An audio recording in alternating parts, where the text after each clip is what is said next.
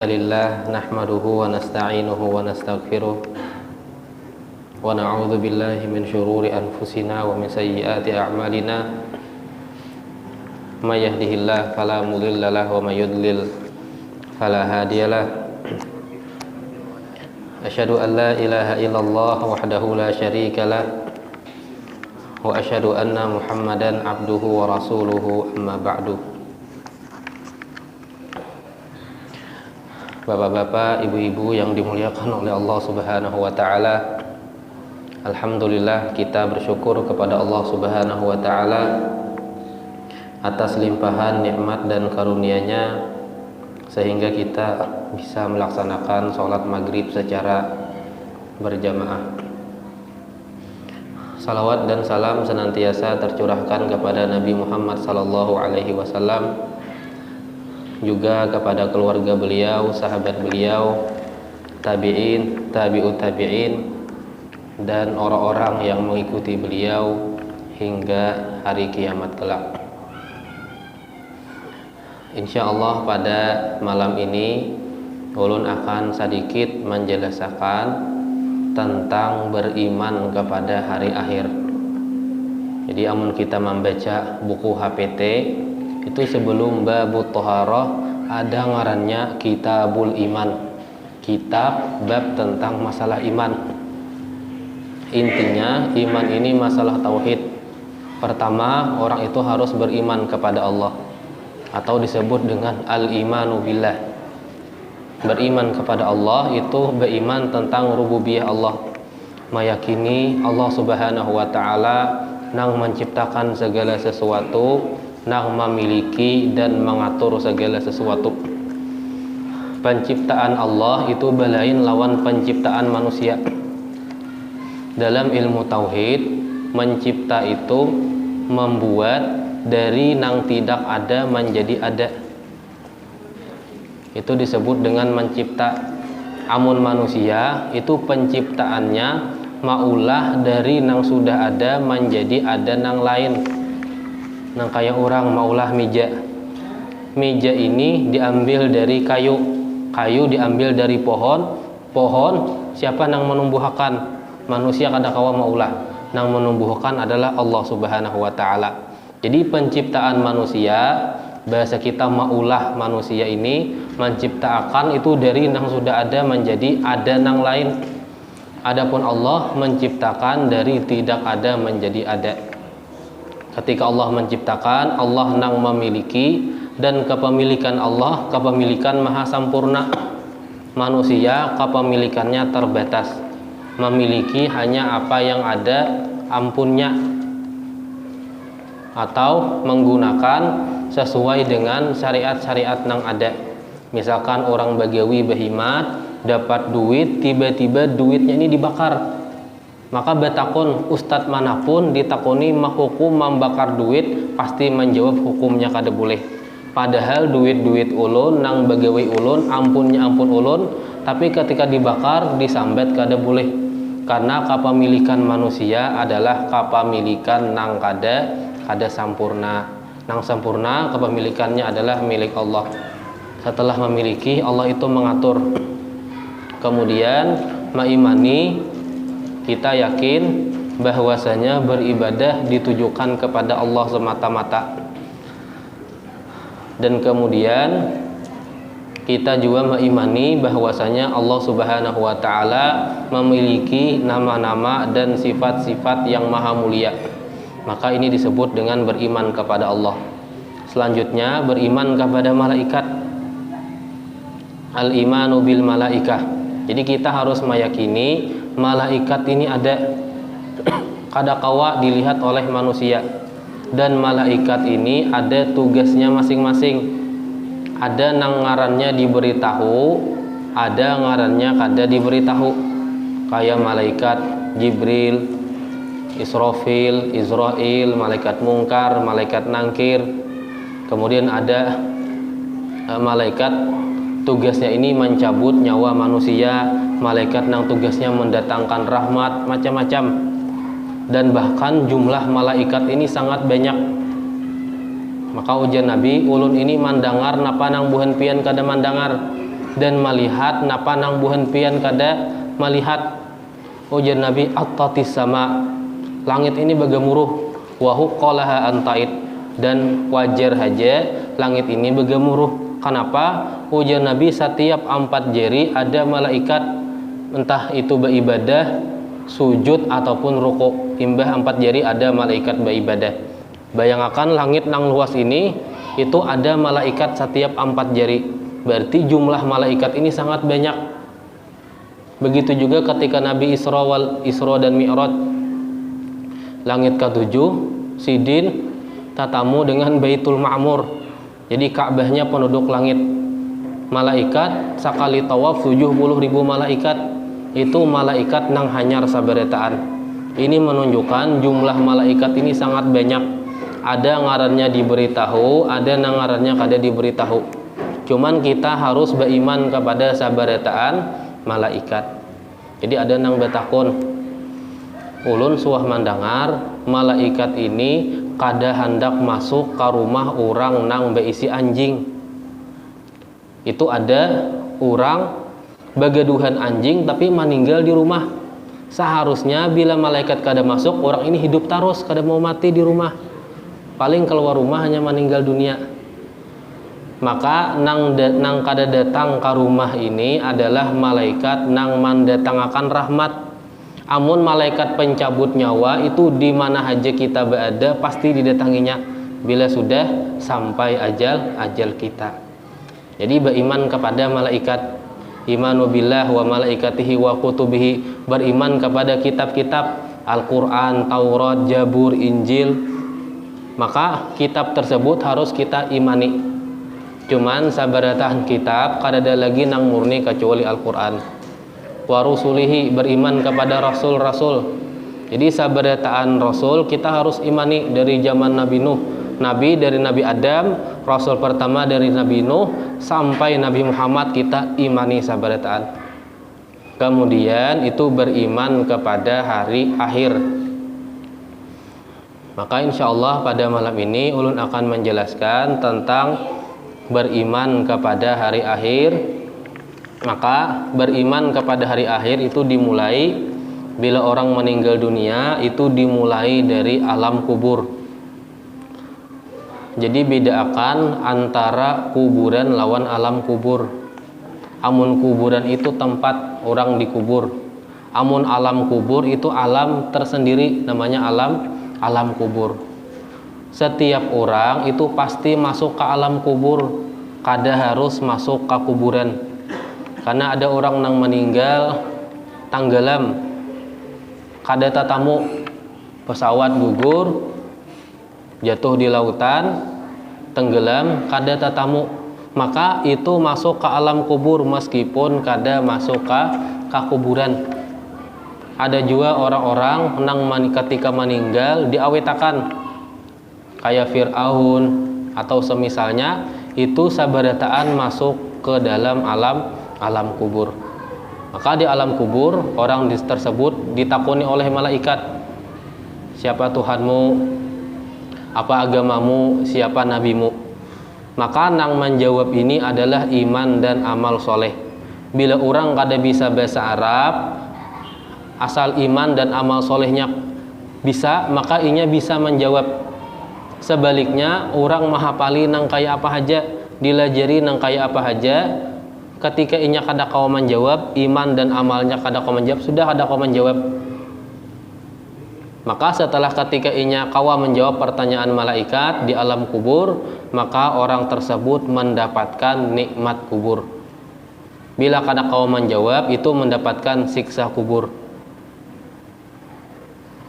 Inya kainah di alam kubur ini sudah tahu, ketika inya kada kawa menjawab, maka inya ini tahu kainah ketika mendapatkan siksa kubur, inya kainah pacangan dimasukkan ke dalam neraka. Ketika di awal sudah kada kawa, karena imbahnya itu akan ngalih. Sebaliknya orang yang mendapatkan nikmat kubur, maka inya ini sudah tahu kainah pacangan dimasukkan ke dalam surga. Cuman kadang ada orang bertakun, padahal kenapa ketika meninggal dunia itu dimasukkan, sudah disiksa berdahulu. Padahal siksaan nang sabujurnya ini surga lawan neraka. Kenapa di alam kubur disiksa? Jadi amun dikiasakan orang itu bila ditahan itu ada sebelum masuk penjara, ada pulang penjara sebelum masuk penjara. Yalah, ditakuni segala macam. Karena bila bujur terbukti hanya dimasukkan ke dalam penjara. Nangka itu juga orang sebelum dimasukkan ke dalam surga, masukkan ke dalam neraka, ada dulu penjara sementara. Yaitu di alam kubur. Itu bila orang meninggal dunia. Apabila di dunia ini ada ngarannya tanda-tanda hari kiamat atau disebut dengan asyratu sa'ah. Tanda tersebut ada dua bagian. Pertama tanda kiamat kecil, kedua tanda kiamat besar. Tanda kiamat kecil itu tandanya ada nang sudah terjadi. Kemudian ada tanda terjadi cuman tak ulang-ulang. Kita kada tahu nang mana nang masuk tanda hari kiamat karena terjadinya secara terulang. Maka di antara tanda kiamat yang sudah terjadi adalah diangkatnya Nabi Muhammad SAW menjadi nabi dan rasul. Maka di zaman Nabi berarti tanda kiamat itu sudah ada. Nabi diangkat jadi nabi, ini termasuk di antara tanda kiamat kecil. Makanya ujar Nabi, bu'istu ana wasa'ah kahataini. Ulun diutus lawan kiamat itu nang kaya dua jari ini. Jadi jempol lawan jari tengah. Nabi mengisyaratkan jari nang beparakan. Berarti kiamat ini sudah parak ketika Nabi SAW diutus. Kemudian tanda kiamat nang sudah terjadi itu meninggalnya Nabi. Maka ujar Nabi SAW menjelaskan, ujar Nabi, u'dud sitan baina yaday as-sa'ah. Maka hitunglah ada 6 tanda hari kiamat, di antaranya adalah mauti, meninggalnya aku. Wafatnya Nabi SAW adalah salah satu tanda-tanda kiamat kecil. Kemudian ada tanda-tanda kiamat, ini tak ulang, cuman kita kada tahu mana nang masuk di antara tanda hari kiamat. Di antara kiamat nang terjadi juga, tanda kiamat nang sudah terjadi itu adalah zuhurun naril Hijaz, keluarnya api di daerah Hijaz. Hijaz itu Makkah, Madinah, dan itu sudah terjadi. Ujar Nabi dalam hadis dari Abu Hurairah radhiyallahu anhu, la taqumu sa'ah hatta takhruju narun min ardil Hijaz. Kiamat tidak akan terjadi sampai keluar api di daerah Hijaz. Tadhi'u a'naq al-ibil bi Busra. Maka saking luar biasanya api tersebut sampai unta itu kelihatan di malam hari. Saking luar biasanya menyinari pahinggulu unta di malam hari. Maka ujar para ulama, di antaranya Imam Nawawi, ujar sidin kharajat fi zamanina narun bil Madinah. Api ini sudah keluar di zaman kami, keluarnya di Madinah pada tahun 634. Wa kanat naron azimah jiddan, dan apinya ini sangat luar biasa sekali. Dan banyak ulama-ulama nang sejaman sidin meriwayatakan. Ini bukti bahwasanya tanda tersebut sudah terjadi. Kemudian tanda kiamat nang terulang-ulang itu adalah Fathu Baitul Maqdis, dibebaskannya Baitul Maqdis. Jadi Baitul Maqdis pertama kali dibebaskan ini di zamannya Umar. Jadi di zaman Umar jadi memang di Khilafatul Rasyidin setelah Nabi wafat, zaman Abu Bakar itu perluasannya kada seperti Umar, karena di zaman Abu Bakar sidin sibuk dengan rakyat sidin. Kemudian di zaman Umar Masjid Nabawi diperbaharui, kekuasaan semakin luas, termasuk Syam, Palestina, Baitul Maqdis itu dikuasai oleh Umar bin Khattab. Maka Kainah ini pertama kali sudah dikuasai. Kainah dikuasai pulang oleh orang-orang Nasrani. Kemudian jadi ketika perang salib, kemudian dikuasai pulang oleh Salahuddin Al-Ayyubi di zamannya Nuruddin Az-Zanki. Jadi Suwah dikuasai beberapa kali. Fathu Baitil Maqdis, Masjidil Aqsa dikuasai oleh kaum muslimin. Cuman kita kada tahu nang mana nang masuk tanda hari kiamat. Apakah di zamannya Umar, di zamannya Salahuddin Al-Ayyubi, atau Kainah Baitul Maqdis dibebasakan pulang. Cuman intinya tanda hari kiamat kecil terjadi tak ulang-ulang itu adalah diantaranya Fathu Baitil Maqdis, dibebaskannya Baitul Maqdis nang ada di Palestina. Kemudian diantara tanda kiamat kecil, ujar Nabi, itu banyaknya orang-orang nang mengaku Nabi. Ujar Sidin, la taqumu sa'ah, kiamat ini tidak akan terjadi hatta yub'asu dajjaluna kadzabuna qaribun min salasin. Kiamat tidak akan terjadi sampai dimunculkan oleh Allah dajjaluna kadzabun, para pendusta, kurang lebih sekitar 30 orang. Kulluhum yaz'umu annahu Rasulullah, sabarataan orang tersebut mengaku-ngaku bahwa dirinya ini adalah Rasul Allah, diutus oleh Allah Subhanahu wa taala. Dan terjadi banyak orang-orang yang mengaku sebagai Rasul Allah, diantaranya Musailamah Al-Kadzab, kemudian Al-Aswad Al-Anasi fil Yaman, itu dibunuh oleh sahabat. Kemudian ada juga Al-Mukhtar bin Abi Ubaid Ats-Tsaqafi, imbah itu ada juga Mirza Ahmad di India.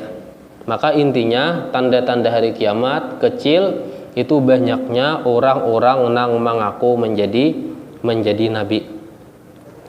Dan juga di antara tanda kiamat dijelaskan oleh Nabi sallallahu alaihi wasallam itu adalah hilangnya amanah. Kada ada lagi orang ini nang kawa diamanahi.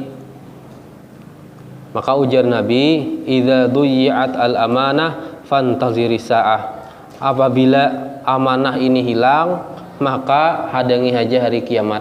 Maksudnya bila amanah ini hilang, satu mat lagi hari kiamat. Maka para sahabat tadi bertakun, kaifa idha'atuha wahai Rasulullah? Kayak apa gerang amanah ini hilang wahai Rasulullah? Maka ujar Nabi, idza asnadal amru ila ghairi ahlihi, apabila urusan ini kada diunjuk kepada ahlinya. Jadi orang nang lain ahlinya menggawi urusan tersebut, fantazir sa'ah, maka tunggu saja hari kiamat. Dan di antara tanda kiamat kecil juga tersebarnya perzinaan. Jadi banyak perzinaan tersebar di mana-mana. Dan juga di antara tanda kiamat itu banyaknya pembunuhan bakalahi sesama umat Islam. Ujar Nabi, inna baina yadayya sa'ah al-haraj. Di antara tanda-tanda hari kiamat itu adalah al-haraj. Jadi sahabat ini bertakun, wa mal haraj? Haraj itu napa wahai Rasulullah? Maka ujar Nabi, haraj itu adalah al-qatlu, pembunuhan. Maka ujar para sahabat, aksaru mimma naqtul, kami ini rancak membunuh, kami ini berperang, bahkan inna naqtul fil amil wahid aksar min sab'ina alfan. Dalam satu tahun kami ini ada nang bakalahi lebih dari 70.000 orang, 70.000. Kami ini rancak berperang. Apakah maksudnya rancak berperang ini tanda kiamat? Ujar Nabi, innahu laisa biqatlikumul musyrikin. Haraj ini lain kalian membunuh orang-orang musyrik, walakinna qatlukum ba'dukum ba'dha, akan tetapi kalian membunuh sebagian nang lain. Jadi bakalahi sama-sama umat Islam, nang satu la ilaha illallah, nang satu Allahu Akbar. Maka ini termasuk di antara tanda hari kiamat. Cuman tanda hari kiamat ini harus kita ketahui, dan kayak apa aja orang ini hendak menghalangi supaya tanda kiamat ini kada terjadi, kayak apa aja tanda kiamat itu pasti akan terjadi. Jadi menghalangi kayak apa aja itu kada mungkin kawa.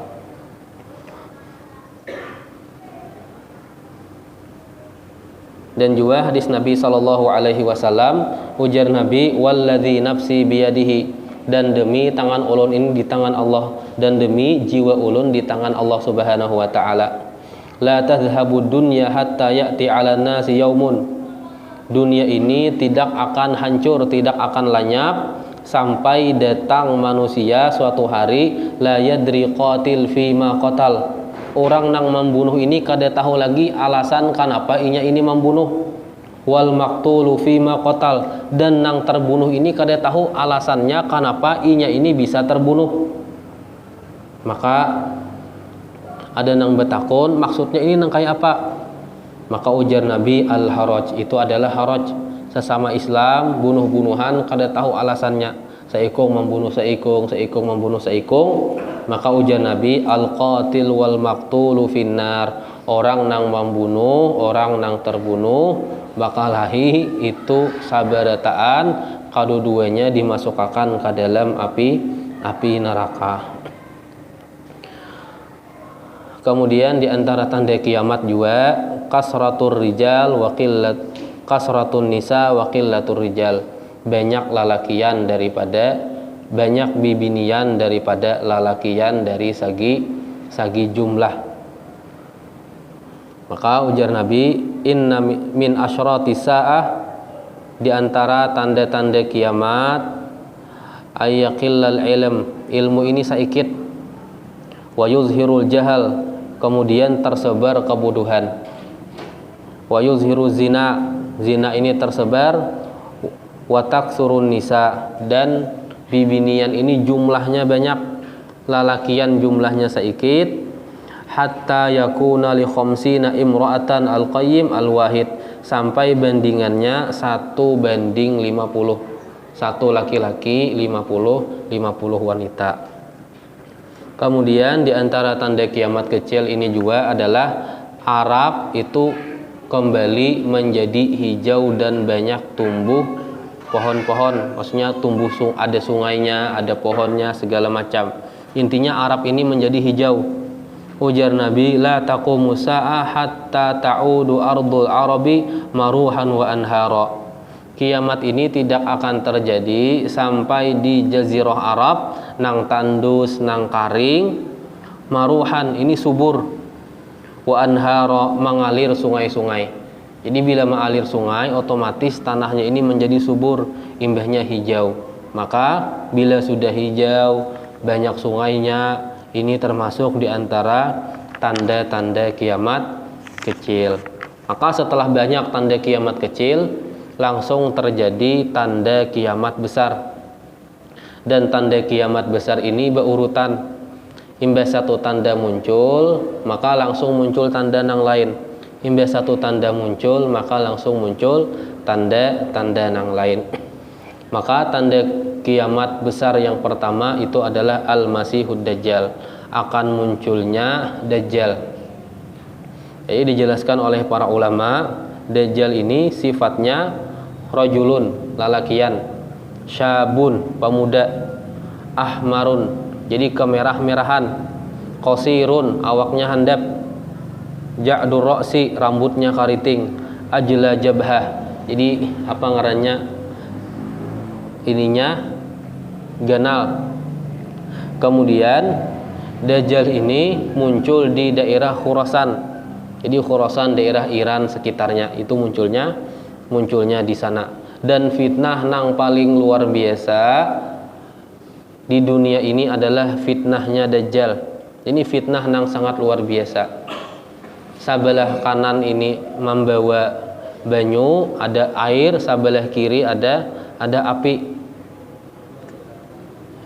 Dan Dajjal ini kawa melakukan hal-hal di luar dari kebiasaan manusia. menurunkan hujan, menumbuhakan, mahijauakan, mahidupakan. Ini kawa dilakukan oleh Dajjal nang orang normalnya kada kawa melakukan. Ini adalah ujian yang Allah berikan kepada Dajjal. Maka kaina fitnah nang luar biasa adalah fitnahnya Dajjal. Makanya kita sambahyang di tahiyat akhir itu kita berdoa berlindung dari fitnah Dajjal. Allahumma inni a'udzubika min adzabi jahannam wa min adzabil qabri wa min fitnatil mahyaya wa mamat wa min syarri fitnatil masihid dajjal. Jadi berlindung dari luar biasanya buruknya fitnah Dajjal. Karena orang itu bila tatamu dengan Dajjal itu pasti akan meumpati karena saking luar biasanya. Bila orang ini yakin ulun tatamu Dajjal insyaallah kuat aja iman, pandirnya aja, cuman bila tatamu pasti meumpati Dajjal. Dan Dajjal ini itu kadakawa memasuki tanah haram di Makkah maupun Madinah. Jadi setiap hendak memasuki tanah haram itu dijaga oleh para malaikat, dihadangi Dajjal ini kadakawa masuk. Ketika kadakawa masuk, maka Dajjal itu langsung naik ke gunung di luar tanah haram. Itu sudah banyak pengikutnya di seluruh dunia. Maka Dajjal pun langsung mahantakakan betis sehingga Madinah ini terjadi gempa. Ada gempa, ada guncangan, orang-orang munafik dari Madinah ini keluaran sabaretaan sehingga nang tersisa adalah orang-orang nang bujur beriman. Karena kada kawa masuk ke kota Madinah, maka Dajjal kainah bagana di Syam, di daerah Palestina sekitar sana, di daerah Babulut. Dan Dajjal dijelaskan dalam sebuah hadis. Jadi Dajjal ini dengan pengikutnya, ada orang beriman itu keluar dari tanah haram, ditangkap oleh Dajjal. Imbah ditangkap, disuruh beriman kepada Dajjal. Ujar orang tersebut, pian ini adalah Dajjal nang dijelaskan oleh Nabi SAW. Maka Dajjal membuktikan kehebatan sidin, keahliannya. Orang tadi dibalah menggunakan alat yang sangat tajam, dalam riwayat lain dengan gergaji dibalah dua. Ketika tabalah, Dajjal tadi berjalan di tengah-tengah orang tersebut. Imbah melewati, ujar Dajjal manyatu. Maka orang tadi menyatu bahasa hidup kembali. Nah, pian ini berimankah bahwasanya ulun ini Allah? Berimankah lawan ulun? Ujar orang tersebut, justru ulun tambah yakin pian ini Dajjal nang dijelaskan oleh Rasulullah SAW. Kadakawa menggoda orang tersebut, maka Dajjal bagana di daerah Palestina, di daerah Palestina sana, daerah Syam, di daerah Babulut. Sampai kaina Allah Subhanahu wa taala menurunkan tanda kiamat yang kedua, yaitu diturunkannya Nabi Isa alaihi salam. Jadi di Makkah, di Madinah itu ada Allah jadikan orang soleh, ngarannya Al-Mahdi. Karena Mahdi ini dari Madinah umroh, kemudian orang-orang Madinah Makkah ini sepakat untuk menyerang Dajjal, dipimpin oleh Mahdi. Maka ketika mereka mulai menyerang, sholat asar di Damaskus, di Manaratul Baydha, Menara Putih, Masjid. Maka di saat itulah Allah Subhanahu wa taala menurunkan Nabi Isa alaihi salam. Nabi Isa akhirnya memimpin. Ketika sampai di daerah Babulut, maka pengikut Dajjal ini memadahi, wahai Dajjal, ini nah ada orang-orang nang hendak menyerang pian. Dajjal ini kada tahu itu Nabi Isa. Maka jadi Dajjal buka akan lawang, kita akan lawan. Kada mungkin kawa melawan kita, jumlah kita ini sudah banyak. Ketika pintu dibuka, gerbang dibuka, Dajjal langsung melihat Nabi Isa alaihi salam. Jadi Dajjal ini bila tatamu lawan Nabi Isa, dzaba kama yadzubur rasos. Awak sidin ini meleleh sebagaimana timah ini, besi itu meleleh, timah meleleh bila dipanasakan oleh api. Jadi Nabi Isa ini membawa tombak. Jadi ketika tatamu Dajjal awaknya meleleh, buka disasah oleh Dajjal dan dibunuh oleh Nabi Isa alaihi salam. Maka saat itu dunia ini aman.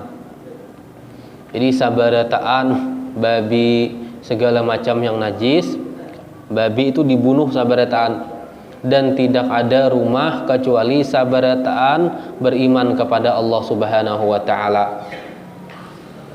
Maka kemudian Allah turunkan tanda kiamat berikutnya, yaitu keluarnya Ya'juj dan Ma'juj. Jadi Allah keluarkan Ya'juj ini satu suku, Ma'juj satu suku, dan mereka ini memiliki kelebihan yang Allah berikan, yaitu mereka ini tidak meninggal dunia, Ya'juj dan Ma'juj, sampai berisi 1000 anak. Berarti jumlahnya ini sangat luar biasa. Dan mereka ini memakan apa saja dan membunuh orang-orang selain dari suku Ya'juj dan Ma'juj. Bahkan dalam riwayat, Ya'juj dan Ma'juj ini melewati sungai, belum tuntung sabarataan Ya'juj dan Ma'juj melewati sungai, sungainya ini sudah kering diminum. Ini menunjukkan betapa banyaknya Ya'juj dan Ma'juj. Makanya Nabi Isa ini kada kawama melawan, sehingga disuruh naik ke atas gunung.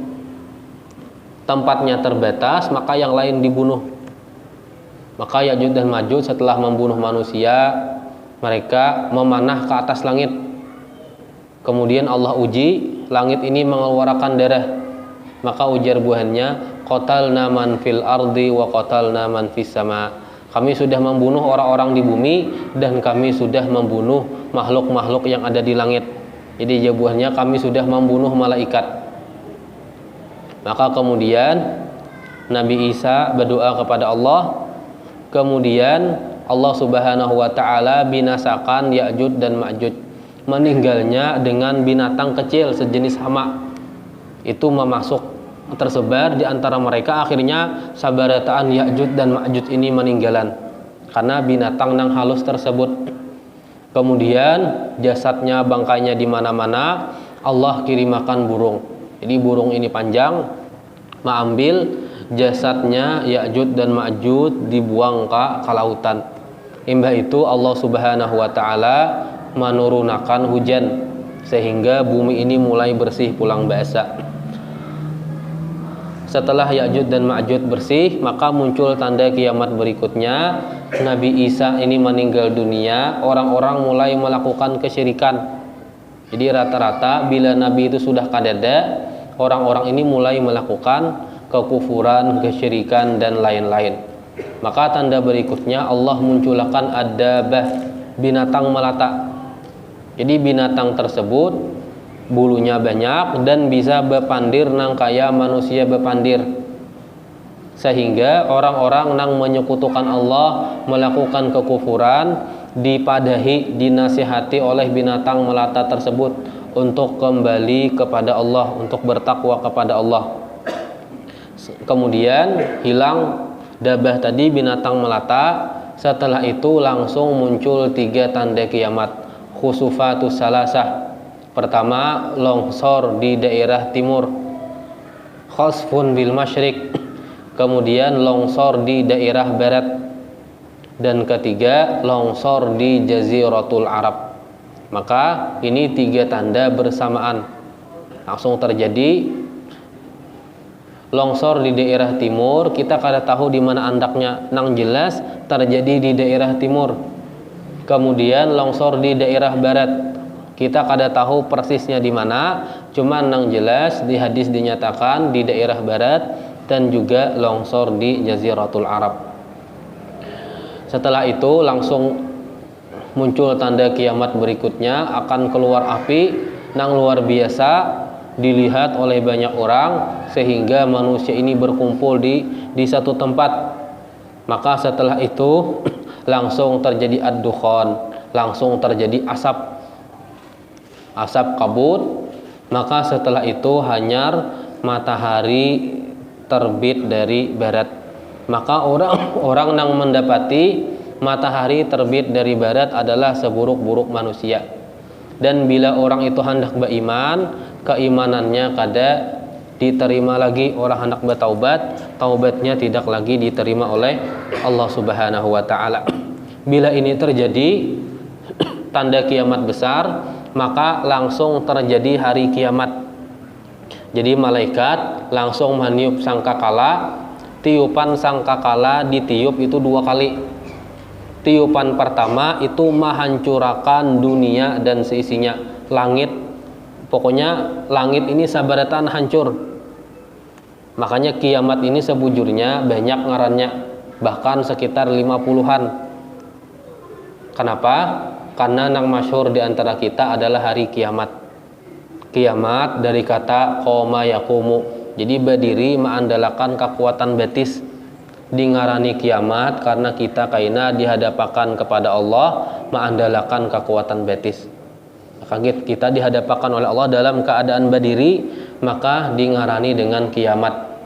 Ada juga yaumuddin, hari pembalasan, yaumul hisab, kita ini dihisab kaina, zalzalah. Maka banyak ayat-ayat yang menjelaskan tentang kondisi hari kiamat. Idza zulzilatil ardu zilzalaha wa akhrajatil ardu athqalaha al-qari'ah mal qari'ah. Maka setiap ngaran dari hari kiamat itu menjelaskan satu sisi hari kiamat. Zalzalah, terjadi guncangan, kainah terjadi guncangan, al-qari'ah terjadi qari'ah, macam-macam. Ketika dunia ini sudah hancur segala macam, langit-langit segala macam hancur sabarataan, kemudian malaikat maniup sangkakala nang kedua kalinya. Maka sabarataan orang nang meninggal dunia itu dihidupakan oleh Allah Subhanahu wa taala. Hidup sabarataan. Ini tiupan nang kedua kali. Imbah itu ketika dibangkitakan oleh Allah Subhanahu wa taala, manusia dikumpulkan di padang mahsyar. Ini ketika dibangkitakan itu dikumpulkan di padang mahsyar. Maka saat itu matahari jaraknya hanya 1 jengkal. Bahkan manusia tidak menggunakan alas kaki, tidak menggunakan pakaian, nang sudah basunat dibulikakan pulang biasa. Makanya di dalam sebuah hadis dari Aisyah, yuhsyarun nasu yaumal qiyamah hufatan uratan uzlan. Maka kainah manusia akan dikumpulkan di padang mahsyar pada hari kiamat hufatan, tidak menggunakan alas kaki, kada bersandal. Kemudian tidak menggunakan pakaian, uzlan, kada disunat. Maka ujar Aisyah, ya Rasulullah, ar-rijalu wan nisa'u jami'an yanzuru ba'dhum ila ba'din. Apakah kainah lalakian dan bibinian saling melihat, laki-laki saling melihat dengan ampun yang lain? Maka ujar Nabi, ya Aisyah, al-amru asyaddu min ayyuhtammu dzalik. Perkaranya itu lebih luar biasa daripada memikirkan yang kayak itu. Jadi kada sawat lagi memikirkan diri saurangan aja. Kada usah jauh-jauh. Itu gempa bumi ketika terjadi di Yogyakarta bahari itu banyak kisahnya. Ada orang ini kada sadar lagi lawan awaknya. Ada kisahnya orang ini mandi ketika terjadi gempa ini takutan, langsung bisa pide motor, langsung tulak. Imbah terjadi gempa tuntung hanya sadar ini kada bebeju, kada bisa lawar. Kenapa? Itu di dunia, apalagi kainah di padang mahsyar. Ini kada kawa lagi memikirkan yang lain, nang dipikirkan hanya diri sendiri. Dan matahari sejengkal ini sangat panas. Cuman kaina ada orang-orang nang dinaungi oleh Allah Subhanahu wa taala. Makanya ujar Nabi, sab'atun yuzilluhumullahu fi zillihi yauma la zilla illa dhilluh. Pada hari kiamat di padang mahsyar itu ada orang 7 golongan nang dinaungi oleh Allah Subhanahu wa taala. Pada hari tidak ada naungan kecuali dari naungan Allah Subhanahu wa taala. Maka di antaranya orang-orang nang dinaungi imamun adil, pemimpin nang adil. Yang kedua, syabun nasya'a fi ibadatillah, pemuda nang tumbuh di dalam ketaatan kepada Allah. Kenapa dinaungi oleh Allah? Karena pemuda dari segi energi ada, syahwatnya kuat, justru inya tahan di dalam ketaatan kepada Allah, maka orang tersebut kainah di hari kiamat akan dinaungi oleh Allah. Pokoknya banyak. Maka setelah dikumpulkan di padang mahsyar, di situ kainah ada al-haud, telaga. Maka orang nang minum dari telaga Nabi Sallallahu Alaihi Wasallam, ketika sekali minum itu kada mungkin lagi kehausan. Haudi masih ratu syahrin, maka telaganya Nabi itu luasnya nang kaya orang berjalan sabulan. Ma'uhu abyad minal laban, banyu dari telaga tersebut lebih putih daripada susu. Warihuhu atyabu minal miski, baunya itu lebih lebih baik daripada minyak kasturi. Kizanuhu kanujumis sama, jadi tekonya ini, tempat mengambilnya ini jumlahnya sebanyak bintang-bintang yang ada di lautan. Mungkin ada cangkir-cangkirnya.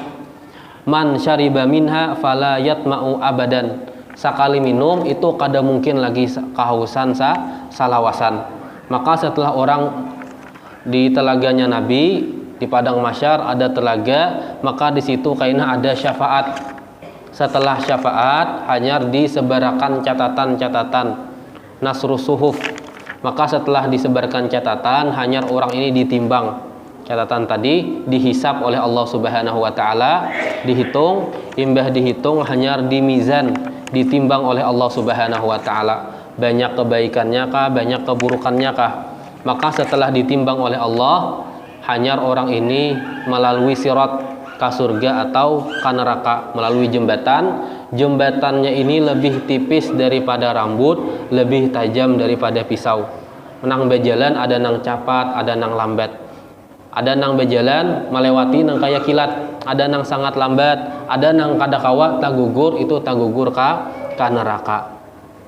Maka ini adalah proses beriman kepada hari akhir, dari meninggal dunia, tanda-tanda kiamat, kemudian proses bagaimana manusia dimasukkan ke dalam surga dan neraka.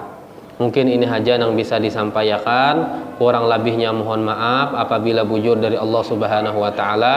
Apabila ada salah dari ulun dan dari syaitan, subhanakallahumma wa bihamdika asyhadu an la ilaha illa anta astaghfiruka wa atubu ilaih. Wassalamualaikum warahmatullahi wabarakatuh.